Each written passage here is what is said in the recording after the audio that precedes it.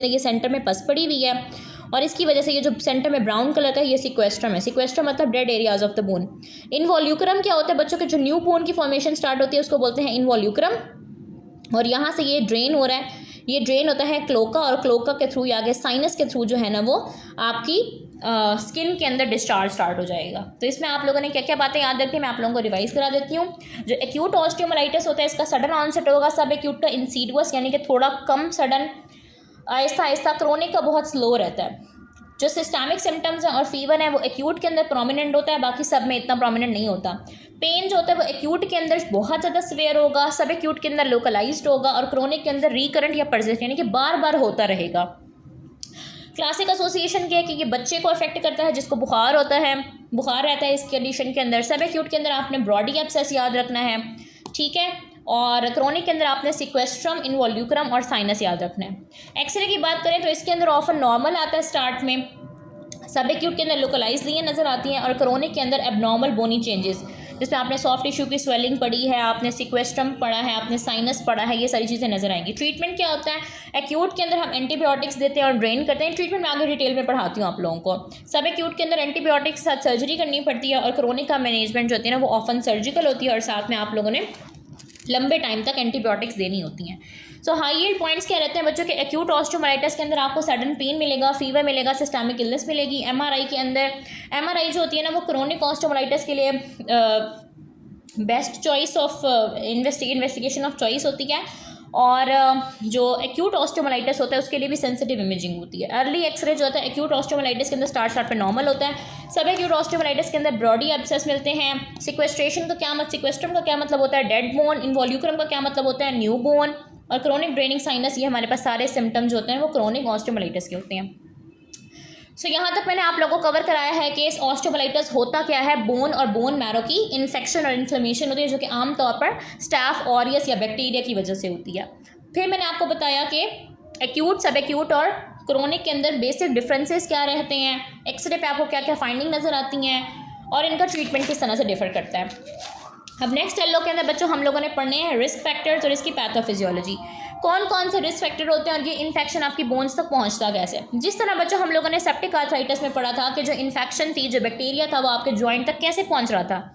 3 रास्ते थे, हेमाटोजीनस स्प्रेड था, डायरेक्ट इनोकुलेशन था, और कॉन्टेजियस स्प्रेड था। हेमाटोजीनस स्प्रेड का क्या मतलब होता है कि खून के रास्ते से किसी और जगह पे इन्फेक्शन थी और ब्लड के थ्रू वो इन्फेक्शन आपकी बोन तक पहुंच गई। डायरेक्ट इनोकुलेशन का मतलब है कि उसी बोन को डायरेक्टली कोई डैमेज किया गया है, कोई फ्रैक्चर हुआ है, सर्जरी हुई है, या वहाँ पे कोई इंजरी हुई है।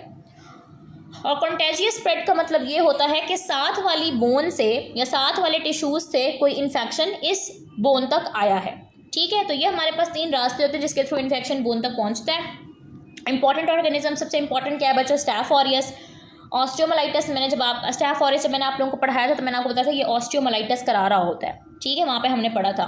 रिस्क फैक्टर क्या आ जाते हैं बच्चों, कोई भी ऐसा फैक्टर जो आपकी वास्कुलैरिटी को कम कर रहा हो, आपकी ब्लड सप्लाई को कम कर रहा हो, या कोई अंडरलाइंग डिजीज या इम्यूनो कॉम्प्रोमाइज स्टेट, ये रिस्क फैक्टर होते हैं। पुअर वास्कुलर सप्लाई, अगर ब्लड ठीक नहीं होगा वहाँ पे तो हीलिंग ठीक नहीं होगी इन्फेक्शन की।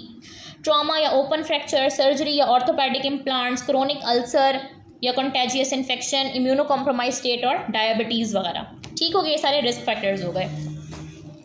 उसके बाद पैथोफिजियोलॉजी है। पैथोफिजियोलॉजी बच्चों यही रहती है कि जो 3 रास्ते मैंने आप लोगों को बताए हैं, हेमाटोजीनस स्प्रेड है, या फिर कॉन्टेजियस इन्फेक्शन है, या फिर डायरेक्ट इनोकुलेशन है। इन तीनों रास्तों के ज़रिए जो बैक्टीरिया होंगे वो आपकी बोन तक पहुँचेंगे। जब बैक्टीरिया आपकी बोन तक पहुँचेंगे तो वहाँ पे बैक्टीरिया क्या करा देंगे, इन्फ्लेमेशन करा देंगे। इन्फ्लेमेशन के नतीजे में एडीमा होगा और बोन के अंदर का प्रेशर बढ़ेगा। जब प्रेशर बहुत ज़्यादा बढ़ेगा तो जो स्मॉल ब्लड वेसल्स होंगी ना वो कंस्ट्रिक्ट हो जाएंगी, ब्लड सप्लाई जो है ना वो कॉम्प्रोमाइज़ हो जाएगी इन्फ्लेमेशन और प्रेशर की वजह से। जब बोन की ब्लड सप्लाई कॉम्प्रोमाइज़ हो जाएगी तो बोन की डेथ होना स्टार्ट हो जाएगी। वहाँ पे जो बोन के सेल्स होंगे वो बढ़ना स्टार्ट हो जाएंगे। जब बोन की डेथ होना स्टार्ट हो जाएगी तो हम उसको बोलेंगे सिक्वेस्ट्रम, ठीक है। और सिक्वेस्ट्रम जब हो जाएगा तो बोन जो है ना वो इन्फेक्शन को वॉल ऑफ करने की कोशिश करेगी और न्यू बोन बनाना शुरू करेगी अराउंड द सिक्वेस्ट्रम, उसको बोलेंगे इनवॉल्यूक्रम। और इनवॉल्यूक्रम के बाद हमारे पास क्या बनता है, क्लोका और साइनस। क्लोका क्या होता है, वो ओपनिंग होती है जिसके थ्रू मटेरियल ड्रेन होता है और वो ड्रेन होकर कहाँ जाता है, साइनस के अंदर। साइनस वो रास्ता होता है जिसके थ्रू ड्रेन होकर आपकी स्किन तक जाता है।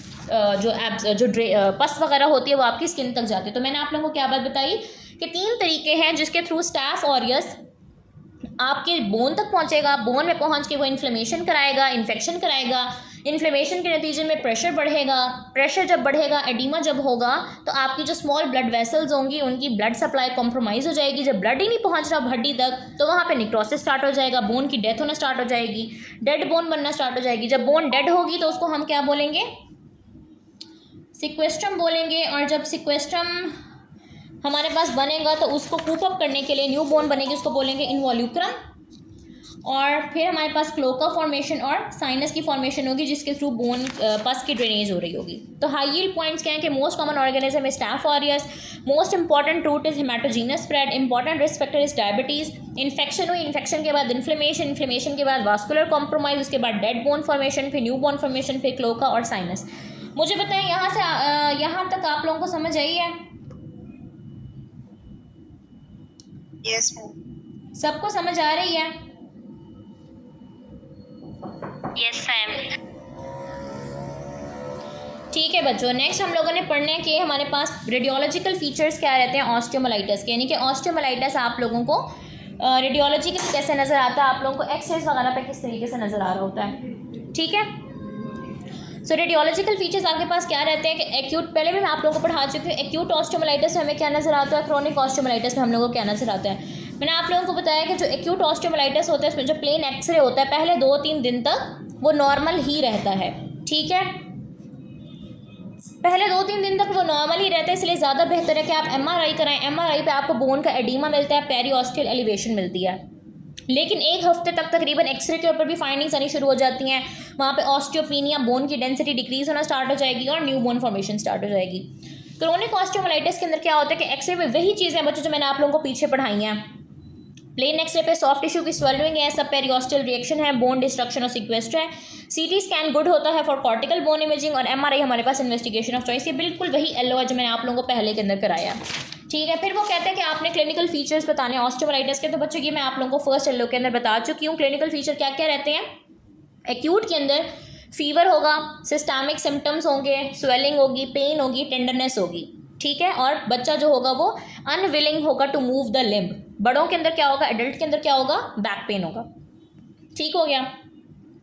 फिर आपके पास आ जाता है जनाब ये सब एक्यूट के अंदर तो इस तरह के सिम्टम्स ही थे। क्रोनिक आ जाता है। क्रोनिक के अंदर क्या था कि रिकरेंट पेन था, रिकरेंट इन्फेक्शंस थे, स्वेलिंग थी, टेंडरनेस थी। इसके अलावा आपकी ड्रेनेज बहुत ज़्यादा हो रही थी, पस निकलना स्टार्ट हो जाएगी, रिकरेंट एपिसोड्स ऑफ इन्फेक्शन है, क्रोनिक डिस्चार्जिंग साइनस के सारे क्लिनिकल फीचर। और यहाँ पे मैंने आप लोगों को इमेजिंग भी बताई हुई है वैसे। ठीक है, सो ऑस्टियोमाइलिटिस के अंदर बस आप लोगों ने ये याद रखें कि ऑस्टियोमाइलिटिस होता क्या है। ऑस्टियोमाइलिटिस में एक्यूट, सब एक्यूट और क्रोनिक का डिफरेंस क्या है, रेडियोलॉजिकली डिफरेंस क्या है, सिम्टम वाइज डिफरेंस क्या है, और इसके मैनेजमेंट के अंदर भी डिफरेंस है। मैनेज हम किस तरह से करते हैं बच्चों। जो एक्यूट ऑस्टियोमाइलिटिस है वो बैक्टीरिया की वजह से हो रहा है, तो जाहिर है आप लोगों ने एंटीबायोटिक्स तो सब में देनी ही देनी है। पहले आप लोगों ने कल्चर कराना है, कल्चर में जो रिजल्ट आते हैं उसके मुताबिक आप लोगों ने क्या करना है, एंटीबायोटिक्स देनी है।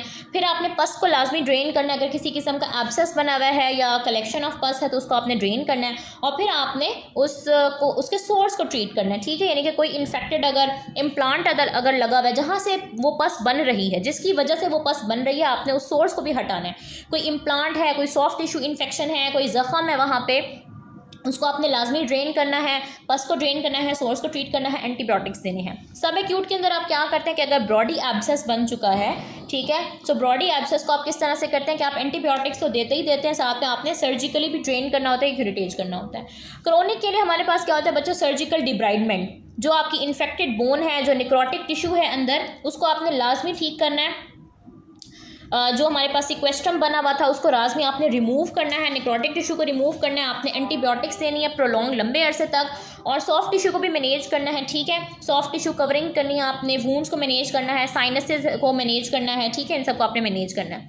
फिर वो आपसे कॉम्प्लिकेशन पूछता है, जो कॉम्प्लिकेशन क्या हो सकती है कि अगर किसी बंदे को एक्यूट ऑस्टियोमाइलिटिस है तो वो आगे प्रोग्रेस करके क्रोनिक ऑस्टियोमाइलिटिस तक बन जा सकता है। पैथोलॉजिकल फ्रैक्चर्स हो सकते हैं, ठीक है, यानी कि बोन इतनी ज़्यादा वीक हो सकती है कि बोन के अंदर फ्रैक्चर्स हो सकते हैं, बोन की डिफॉर्मिटी हो सकती है, बोन का फंक्शन इम्पेयर हो सकता है, सेप्सिस हो सकता है, ठीक है, पूरी बॉडी के अंदर इन्फेक्शन फैल सकती है, मेलिग्नेंट ट्रांसफॉर्मेशन, वहाँ पे कैंसर बन सकता है।